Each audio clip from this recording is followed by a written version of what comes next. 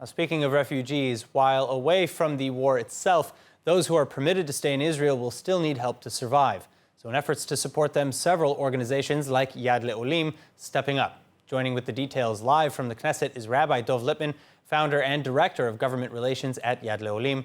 Rabbi, thanks so much for being with us. Now, I want to start with your reaction to the fairly gross and at times sexist and racist comments reportedly coming out of the refugee discussions in the cabinet yesterday. What are your reactions? There's no doubt that as someone who is the grandson of a Holocaust survivor who's grown up on the story of they closed their doors to us all around the world, we had no place to go to, the Jewish state has to be a place of refuge for anyone who is running away from war.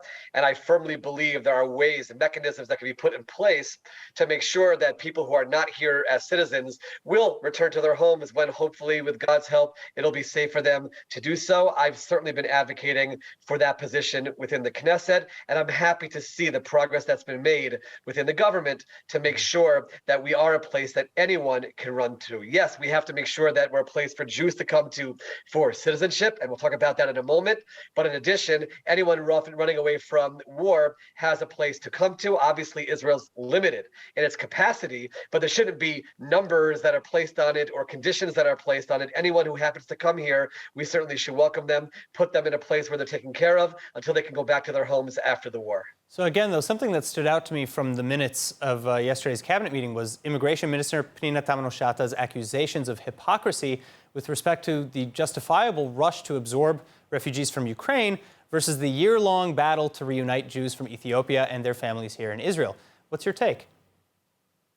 There's no doubt that Minister Tamano-Shata, who made Aliyah herself from Ethiopia, has been raising the flag of the battle for these Jews in Ethiopia since she came into office. I'm happy to note that today, through some efforts that were made in the Supreme Court, they are going to be brought here as well, and at least she has succeeded in that battle. It obviously it's the nature of things that the stories that are known around the world, that are all over social media, that are in every single journalistic outlet in the world get more attention. But I'm very happy that she has brought this issue to the fore, and that Israel will not only be a place for all Jews to come to, including our brothers and sisters from Ethiopia, who we've done such a good job bringing to here in the past, but also anyone who needs to run away from the war in Ukraine at this time. So hopefully we're working out those issues, and certainly very proud of her for the effort that she's made.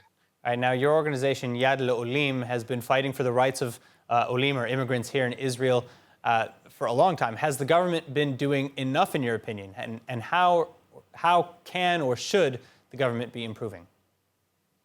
There's no doubt that as a first response, the government has to be praised. There's an operation underway.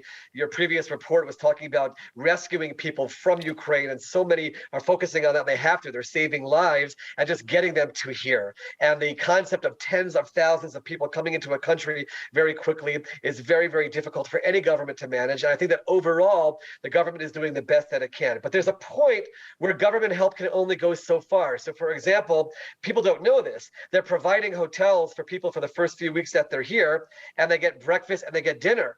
They don't have lunch. And we discovered that by going to the hotels, the Yad L'olim staff going and meeting with the people. So now we are raising funds to make sure that people can have lunch, hot lunches, after they've escaped from war, sometimes traveling tens and tens of hours and arriving here with just a bag and the clothing that they're wearing. Let's make sure that they have lunches, but it goes beyond lunches, Aaron. It goes to what's going to happen after they're in the hotel. What's their next step afterwards? Where is their shelter? How are they getting food? How are they getting employment?